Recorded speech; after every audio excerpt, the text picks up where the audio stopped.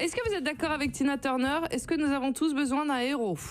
J'ai le sentiment, oui, qu'on en a besoin, toujours un peu d'ailleurs dans ce pays. Ouais, bah regardez quand il y a eu quand il y a un Zidane qui débarque, comme ça fait du bien. Ou un Macron, c'est ça? Ou un Macron.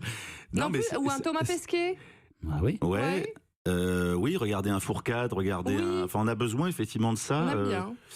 On parlait de Belmondo, souvent on en parle aussi, mais Jean-Paul est pareil, est un des derniers héros du cinéma français. Quoi. Moi je fais plutôt des anti-héros, mais lui c'est véritablement un héros. Non, parce que quand vous êtes quand même ce personnage dans OSS 117, vous êtes quand même un type d'héroïsme français, c'est-à-dire... Oui, mais à son insu, mais c'est il le sait toujours pas trop. quand même des lâches. Oui, c'est souvent des lâches, c'est souvent des mecs qui ont un pet au casque quand même. Oui, ils ont quand même tous un point commun, vos personnages. Mais Jean-Paul Belmondo, vous lui aviez adressé un message assez touchant pendant les Césars l'année dernière, et il vous a répondu dans un documentaire qui lui était consacré, écoutez.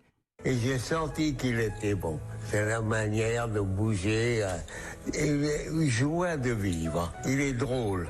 Et il se prend pas sérieux, hein. Ça, c'est bon. Si je lui ai inspiré ça, je suis content.